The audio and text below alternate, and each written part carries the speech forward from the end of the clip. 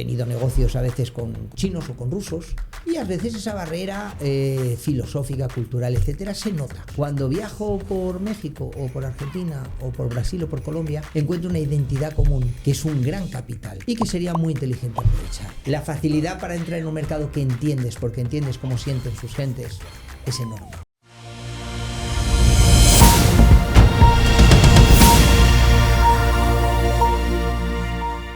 Hola, bienvenidos a un nuevo episodio del podcast Los Consejeros, el podcast en lengua española para todos los ejecutivos, ejecutivas, consejeros, consejeras, empresarios, emprendedores de América Latina que desean aumentar su conocimiento con contenidos de excelencia, invitados ilustres, y que lo que quisiera es recordarles que deben inscribirse al canal y activar la campana de las notificaciones para poder seguir con regularidad y estar absolutamente actualizados con nuestros nuevos contenidos. Hoy tengo el privilegio y el placer de recibir a un gran amigo, en primer lugar, y a una excelente persona en todos los sentidos, además de un profesional que admiro su carrera y que hoy va a compartir con nosotros toda esa trayectoria, toda esa jornada a través de su experiencia, a través de su formación, a través de sus vivencias y de un constante desafío con relación a las nuevas tendencias, el nuevo escenario de la nueva economía, y que no me queda más que presentar Carlos Verastegui Marín. Un placer recibirte aquí en el podcast Los Consejeros. Cuéntanos un poco, ¿quién es Carlos Verastegui? Bueno, buenos días a todos, hola a todos en los distintos lugares desde donde nos escuchan. Un placer estar aquí. Soy Carlos Verastegui, madrileño, 56 años, orgulloso padre de mi hijo Alejandro y casado con una bella ucraniana, Ina.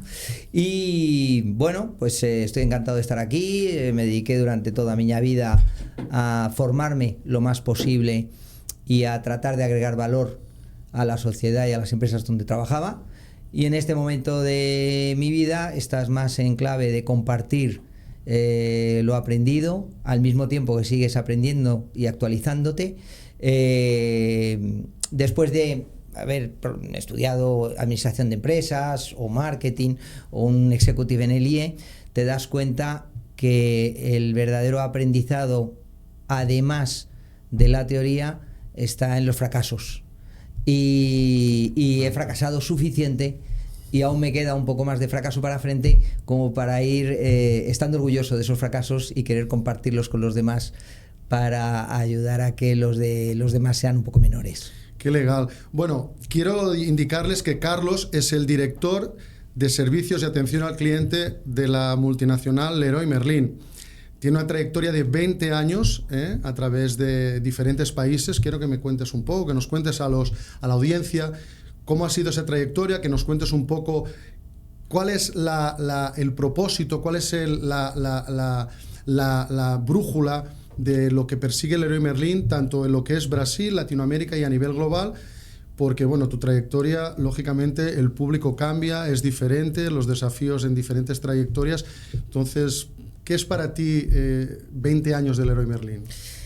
Bueno, yo trabajé en varias empresas en España, Naipes Heracle Fournier, que es una empresa que los españoles conocen bien, una empresa familiar vasca. Después trabajé en el sector editorial, Grupo Editorial SM, que también es muy destacada en Latinoamérica. Y hace 20 años que entré en contacto con ADEO, el grupo ADEO, que es Leroy Merlin, Decathlon y Auchan y otra serie de empresas.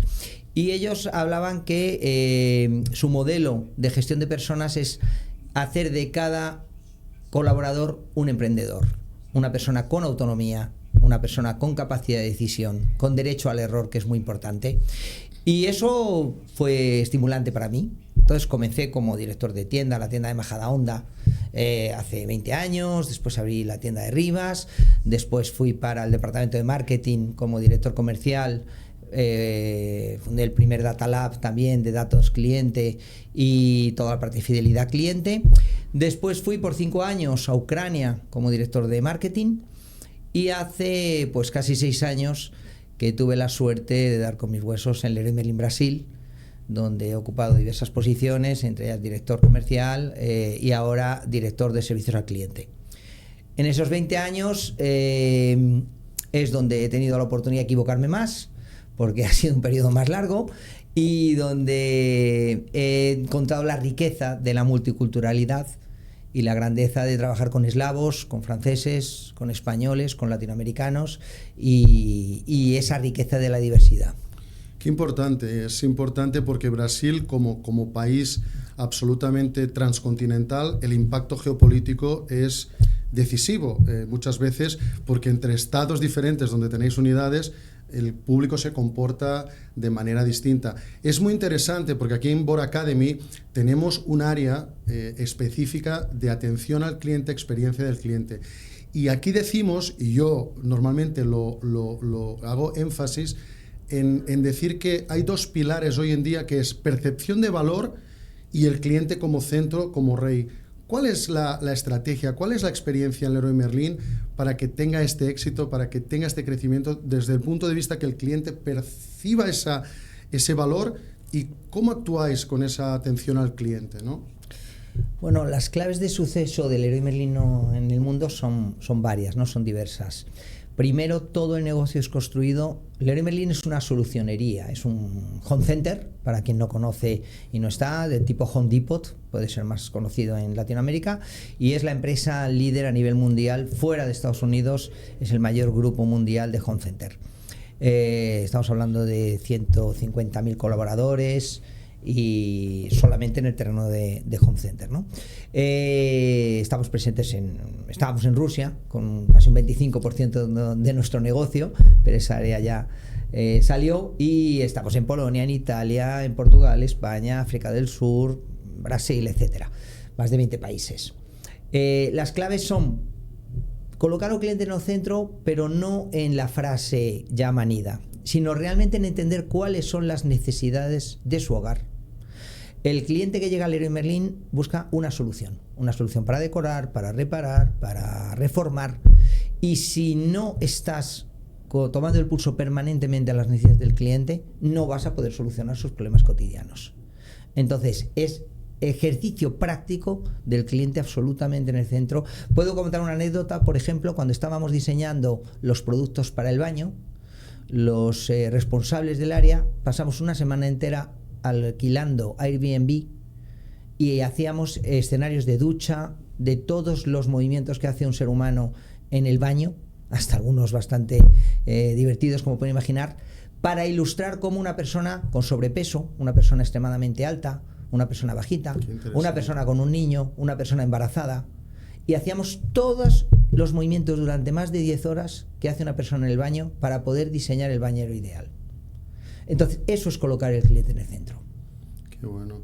Y lógicamente eso tiene una percepción de valor, porque él está sintiendo que os preocupáis por esa experiencia y para cubrir esa necesidad. Quizás además superáis las expectativas. Yo quiero decir a nuestra audiencia que hoy uno de los directores de Bora Academy me decía: Marcelo, viene esta persona de Leroy Merlin, me gustaría felicitarle, porque yo personalmente compré una serie de productos en una de las unidades y el servicio en la instalación, en la atención, en el cuidado de los detalles ha sido magnífico. Entonces, fíjate qué casualidades que tú expliques y coloques estos puntos en esta charla, porque es verdad, porque es el propio cliente que nos traslada pues esa satisfacción, ¿no? Carlos, dices una cosa muy importante sobre el fracaso. En la sociedad latina, en la sociedad europea, hablar de fracaso es como estar alejado, y como que las personas no quieren saber de estas experiencias, cuando en otras culturas, y lo sabemos, nosotros que tenemos otras experiencias internacionales, hacen parte de esa trayectoria para saber cuáles son los dolores, los desafíos, las oportunidades. ¿Qué has aprendido de esa etapa de los fracasos, Carlos? Bueno, estamos en un foro dirigido a consejeros. Encuentro muy difícil aconsejar si uno no se ha equivocado. Yo creo que el mejor consejero es aquel que ya sabe las 1000 maneras de las que te puedes equivocar, porque así puedes orientar para que no suceda más en el futuro. Lo primero que hago cuando contrato a una persona es preguntarle, lo primero, pero una de las cosas que pregunto es: ¿cuántas decisiones erróneas, cuántas veces crees que te vas a equivocar en los próximos meses? Cuando me responden ninguna, me decepciona. Digo, entonces significa que no intentas nada realmente disruptivo. Las grandes evoluciones en los negocios se hacen pensando fuera de la caja, saliendo de la zona de confort, experimentando cosas nuevas. Lo otro es un crecimiento orgánico, y con crecimiento orgánico en un mundo disruptivo, seguramente alguien va a crecer mucho más rápido que tú. Entonces hay que equivocarse. Y de cada 2, 3 o 4 errores saldrá un acierto. Qué interesante, porque mi pensamiento socrático, y el pensamiento socrático es tener humildad. Y la humildad es esencial para que tú puedas hacer parte de un consejo como consejero.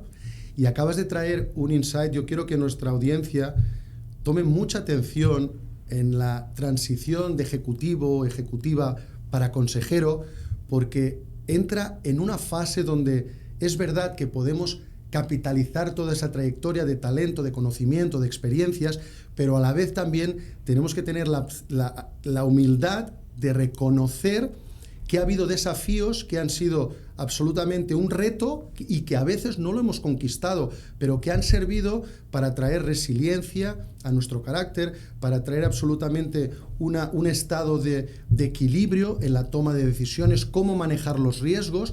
Entonces, qué interesante. Carlos, me comentabas en nuestra charla aquí inicial, antes de iniciar el podcast, la importancia del propósito y del legado. El 90 y tantos % de las empresas latinoamericanas, mexicanas sobre todo, donde Board Summit México 2025 va a llegar en enero, el día 29, y hago aquí una invitación. Estaremos el día 29 de enero en el Hotel Marriott Reforma de la Ciudad de México. Las empresas son familiares, y hoy las empresas familiares, lógicamente, pasan por una transición, pasan por una integración, una sucesión. ¿Qué es para ti el propósito y qué es para ti el legado en este escenario de las empresas familiares, en esa transición? El propósito es una mezcla de varias cosas para mí. Tiene que ver con la visión, tiene que ver con la motivación, cuál es la gasolina que hace levantarse cada día y superar la adversidad. Tiene que ver con la construcción de la agregación de valor y la evolución en general, ¿no? El legado es la consecuencia acumulada de todo eso. Según vas cumpliendo años, yo creo que va habiendo una cierta transición. A los 20 no eres consciente ni de una cosa ni de la otra. A los 35 se habla de propósito, y ahí se habla mucho de propósito en la gente joven desde el punto de vista de ayudar al planeta, de cosas así, pero realmente yo creo que a los 20, en el mundo ejecutivo 25, tu propósito suele ser bastante crematístico, ¿no? El dinero, el coche, etcétera. Después vas encontrando propósito en mejorar la vida de las personas. Para muchos de nosotros es impactar positivamente, tanto en lo personal como en lo profesional, impactar positivamente en clientes, en colaboradores, en los accionistas. Y a partir de cierta barrera, que no sé exactamente dónde está, pero yo voy sintiendo en los últimos años, a partir de los 50, 50 y tantos, que me importa bastante cómo hice las cosas y cómo hago las cosas para que el legado perdure, sea de calidad, que la velocidad no es lo único, que la consistencia es fundamental. Y tal vez porque la testosterona seguramente va para abajo y el ego también va un poquito para abajo, empiezas a pensar menos en ti y en lo que te agrega a ti, y pensar más en lo que puedes hacer por los demás y cómo impactas en los demás. Y esa cierta renuncia, o esa pasar a un segundo plano, el ego coloca más el foco. Hay una parte de ego en el legado. Hay una parte, pero es una parte más generosa que la del propósito inicial, yo creo. Estoy absolutamente de acuerdo. Es el admitir en qué punto estás de tu vida, y cuando haces esa visión retrospectiva de lo sucedido, lógicamente el nivel de ego llega a equilibrarse, ¿no? Porque sabes que para avanzar en estos nuevos escenarios, desafíos, necesitas utilizar todas esas experiencias por donde hemos pasado, que muy bien has traído aquí para nuestra audiencia sobre los fracasos, ¿no? O sea, para mí, como digo yo, me gusta mucho las expresiones salir fuera de la caja, ¿no? Eso es ser disruptivo. Y no existe innovación si tú no provocas, ¿no? El realizar, el tener el coraje de decidir, porque es verdad, hoy en día para ser consejero en diferentes tipos de empresa, puedes estar en una empresa familiar, en una startup, en una empresa que está con dificultades de recuperación judicial o que va a ser adquirida o se va a fusionar porque quiere estar en otros mercados. Lógicamente, esa visión y esa madurez, me gusta mucho retomar el tema de la inteligencia artificial, Carlos. ¿Por qué? Porque es una herramienta que ha venido a abrazarnos en esta nueva etapa de la economía, pero que parece que solo es para algunos tipos de perfiles con ciertas generaciones. Cuando hace poco oí que para tener una riqueza en la inteligencia artificial es necesario darle el contenido y el prompt necesario, y eso viene a través de la madurez, de la experiencia, de la lectura, de la evolución en el conocimiento. ¿Cómo es? Tú me has contado algunas cosas. ¿Cómo es para ti el desafío del uso de la inteligencia artificial para los nuevos modelos de negocio? ¿Y qué crees que puede ocurrir? Porque la gente está muy preocupada que si van a eliminarse algunos puestos de trabajo, yo siempre pienso que van a crearse otros.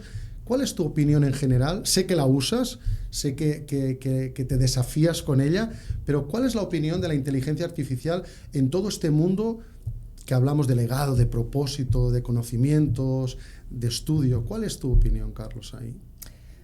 Bueno, estamos ahí en el terreno de la tecnofilosofía, ¿no? Por un lado tenemos los procesos, la técnica, etcétera, y por otro lado, cómo eso va a impactar en la humanidad. Ya tuvimos ese debate con los ordenadores cuando llegaron. Van a acabar con los puestos de trabajo, con los directores, ¿no?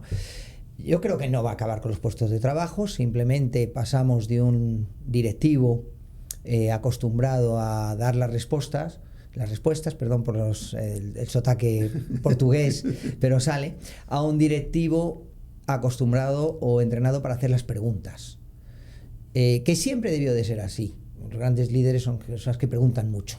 Importante. Se informan.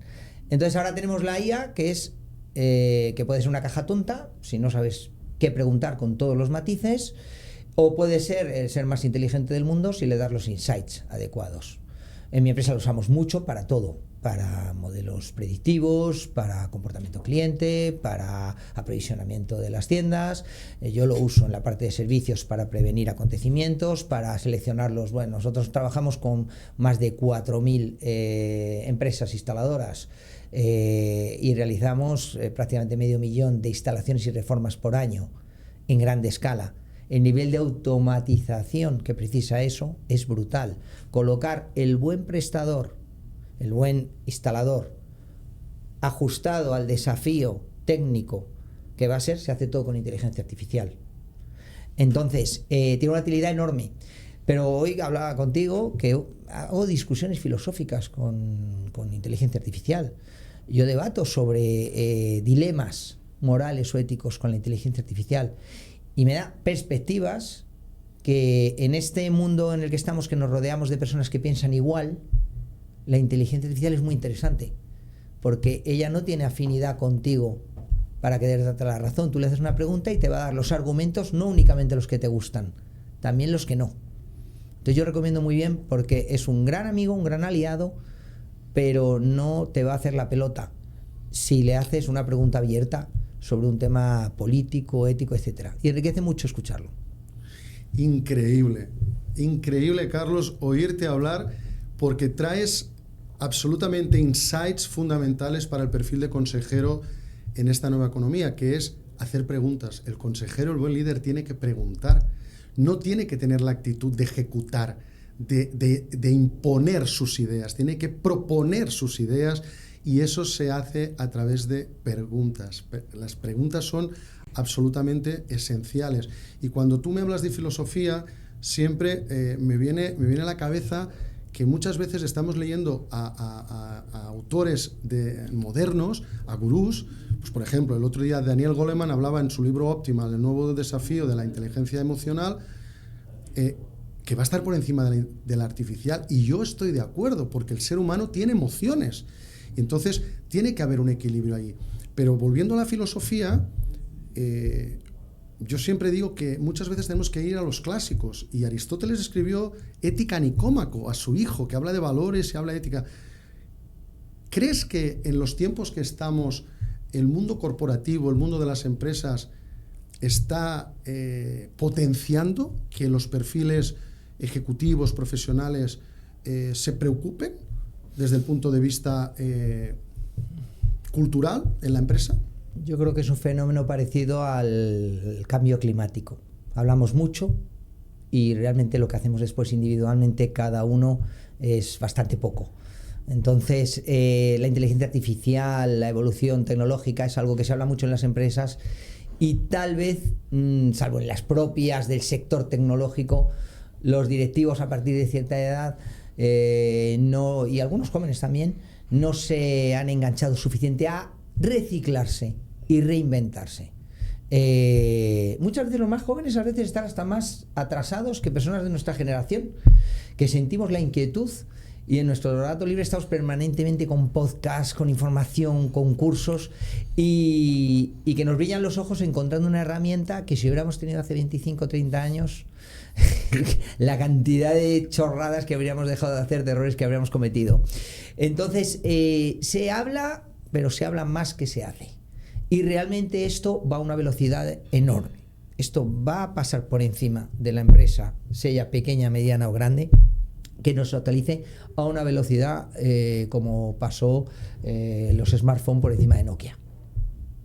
Cuando queramos darnos cuenta, quien no esté atento a la inteligencia artificial estará fuera del mercado.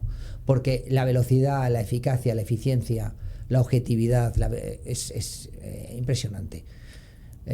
Una anécdota: nosotros tenemos que contabilizar, por ejemplo, traslados.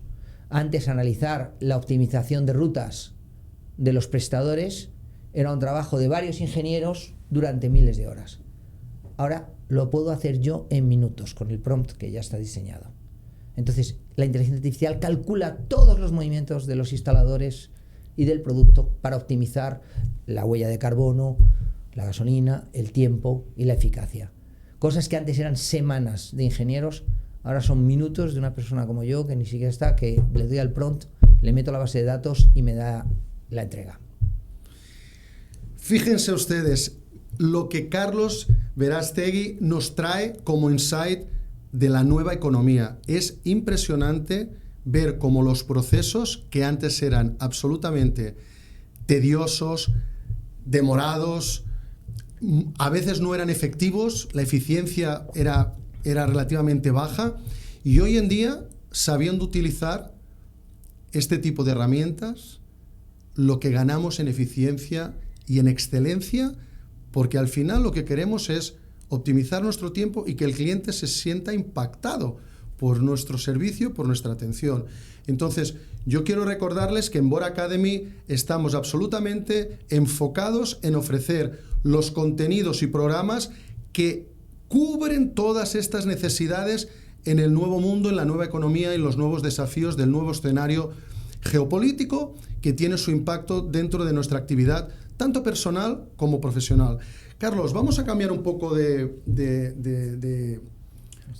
escenario, sí, porque yo me gustaría saber, desde el punto de vista personal, ¿cuál es tu opinión de Brasil actualmente en el mundo con relación a los acontecimientos que están aconteciendo, tanto en algunos conflictos como en la entrada del nuevo presidente de los Estados Unidos, Donald Trump, que va a empezar su mandato próximamente?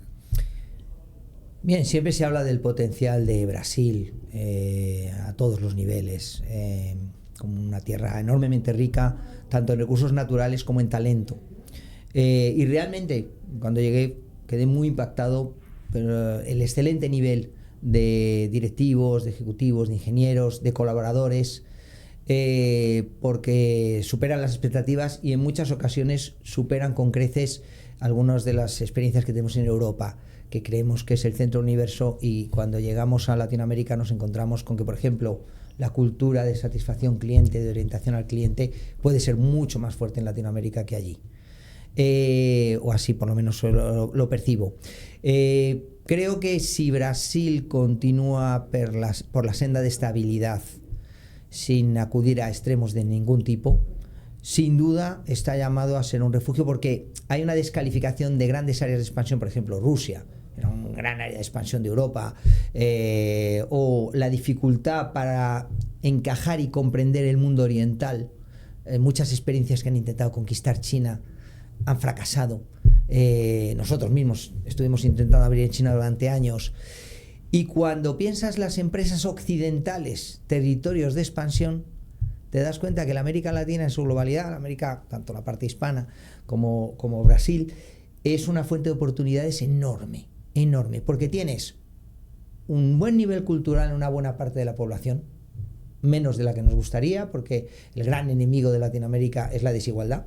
La de Hispanoamérica es la desigualdad, pero esa camada de personas preparadas es excelente, y hay tanto mercado por explotar que las buenas ideas germinan con mucha más rapidez que en Europa. Después de trabajar durante muchos años en Europa, que crecías un 5, un 10, después de un trabajo enorme, llegas a Brasil, donde haces cualquier cosa y creces un 30, un 40, un 50%.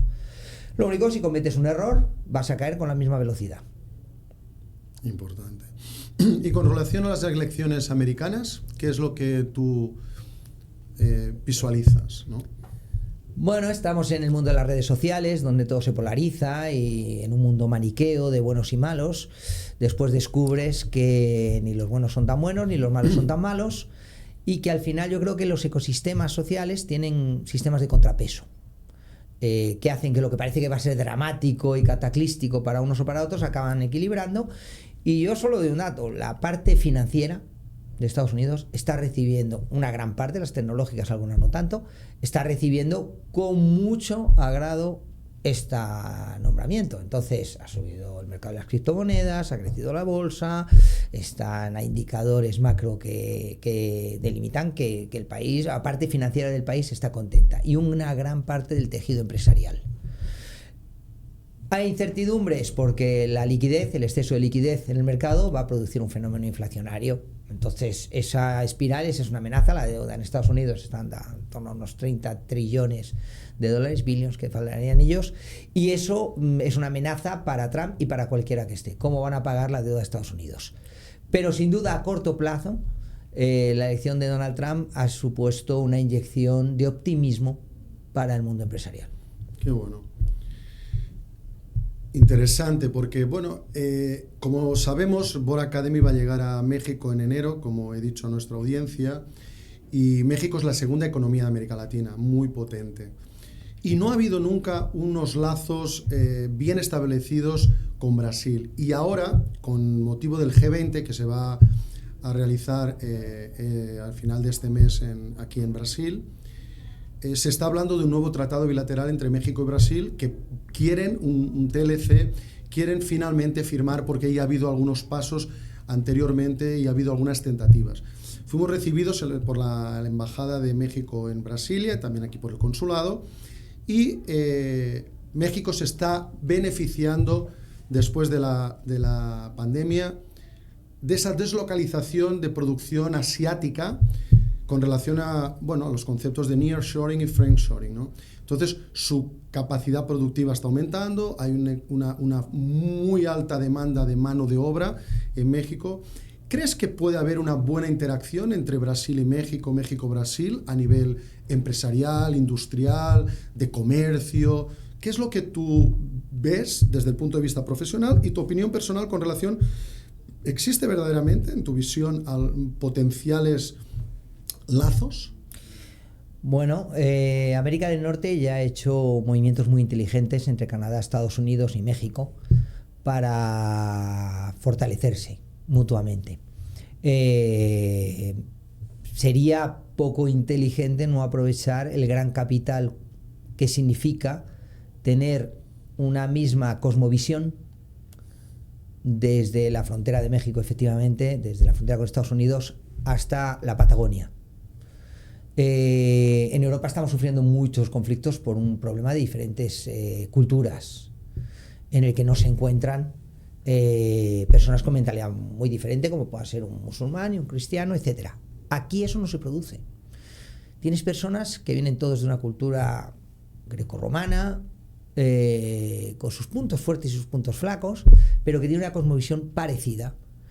Y eso facilita mucho el entenderse. Yo he tenido negocios a veces con chinos o con rusos, y a veces esa barrera filosófica, cultural, etcétera, se nota.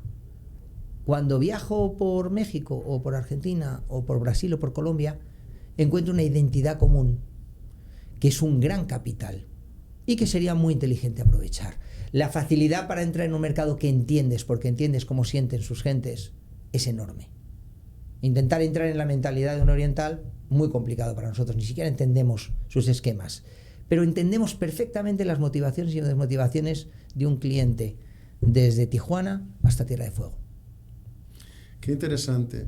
¿Crees que eso, dentro de lo que es Leroy Merlin, tu empresa, está en la pauta de proyecto, de visión, de planificación estratégica?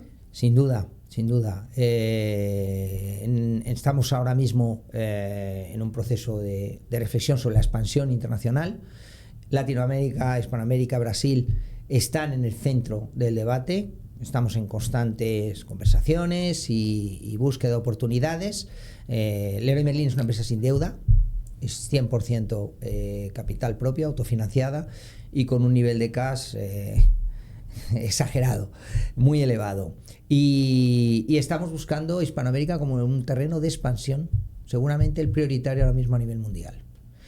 Y precisamente después de haber intentado en el mundo oriental, después de haber intentado algunas aventuras en África, llegamos a la conclusión de que para una empresa de mentalidad occidental, el mejor terreno para conectar rápidamente con la población es Hispanoamérica y Latinoamérica.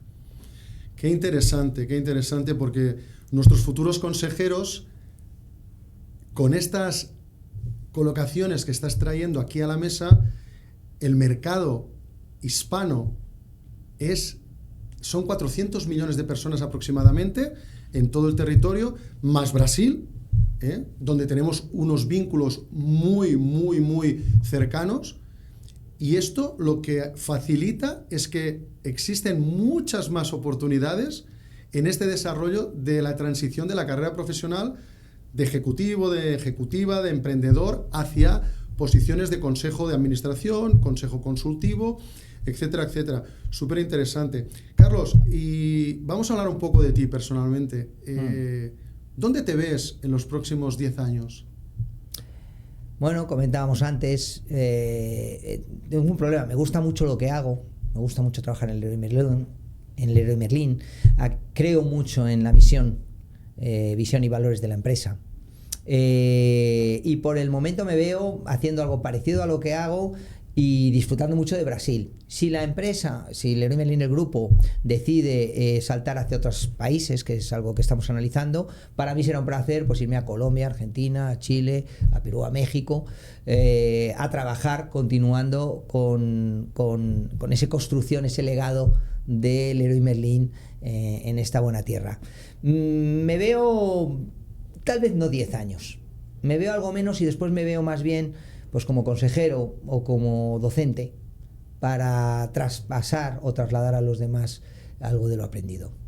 Es interesante hablar eso porque en nuestra charla inicial hablamos del mundo académico, ¿no? El mundo académico está sufriendo una evolución, un desafío grande, porque creo que las nuevas generaciones, y ya no tan nuevas generaciones, en esa búsqueda de aprender, de evolucionar, de conseguir contenidos que le acerquen al mercado, hay un distanciamiento brutal, ¿no?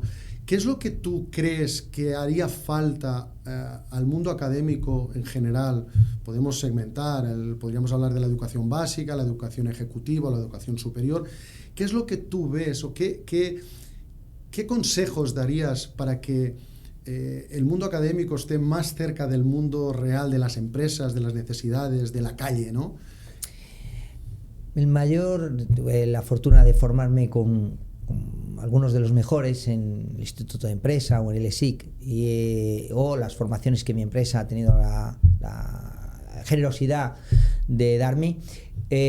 Para mí hay un error que es separarse de la actividad empresarial por muchos años cuando se dedica a la docencia. Cuando un profesor ya está hace 20 años dedicado exclusivamente a la docencia, seguro que hay excepciones, pero puede perder el pulso al mercado, a la realidad empresarial. Y yo he asistido a algunos profesores que claramente habían quedado un poco superados por la realidad. Entonces yo creo mucho en esos profesores que tienen un pie en el mundo académico y un pie en el mundo empresarial, y que continúan en ese proceso de aprendizaje, y que cuando van a transmitir el saber hacer están hablando de cosas tangibles que ellos mismos están ejercitando en el día a día. Estoy absolutamente de acuerdo. Eso es lo que hablábamos del capital inteligente, del smart money. Eso es poder ofrecer un contenido que verdaderamente tengas la credibilidad, la autoridad para poder manifestar que tú lo que estás diciendo lo has vivido, lo has sufrido, te ha desafiado, y eso crea lo que de alguna manera crea esa persuasión o seducción para que el alumno, la persona que está buscando formarse, evolucionar en esa nueva, todo el mundo habla de soft skills, ya están desfasados, es re-skills y up-skills, tenemos que ir a otro perfil de necesidades, ¿no? Entonces estoy absolutamente de acuerdo, porque en mi caso personal es así. O sea, cuando puedes manifestar o expresar algún contenido, alguna materia donde has tenido estas trayectorias, estas experiencias, lógicamente generas lo que digo, generamos autoridad, ¿no? Bueno, Carlos, para mí es un placer estar aquí charlando contigo, podemos pasar, la verdad. Me gustaría que un poco nos dejaras, antes de encerrar este podcast, los consejeros, nos dejases algunos consejos en ese desafío de quiero ser consejero, quiero pertenecer a la nueva economía, quiero desafiarme, quiero no quedarme parado, y además me lo has dicho, Latinoamérica acoge mucho mejor la madurez, acoge mejor mucho más la experiencia que en otras culturas, que parece que en ciertos momentos ya un profesional no tiene nada que aportar a la organización. ¿Cómo sería? Y bueno, y decirnos cómo te has sentido, ¿no? Bueno, me he sentido muy bien, es un placer mantener estas conversaciones interesantes, daría para horas. Yo creo que como consejero me aplicaría el mismo criterio que me aplico como ejecutivo de mi empresa, que es la honestidad. Y la honestidad no es solo, evidentemente, la compliance habitual, contra corrupción, etcétera, que eso se da sobreentendido, sino la honestidad y el coraje para decir la verdad, para decir lo que piensas honestamente y no lo que crees que va a agradar más al auditorio. Entonces, a veces en el mundo corporativo, las personas crecen más por saber lo que callan que por decir lo que moralmente tienen que decir.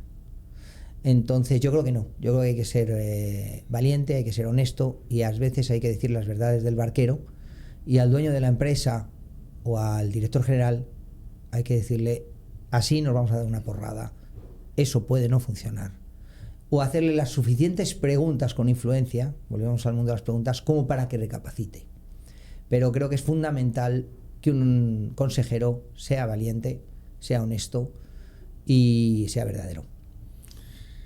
Muy bien, qué placer, Carlos. Nos has dejado, la verdad, un montón de insights, ideas, experiencias, fracasos importantes, humildad.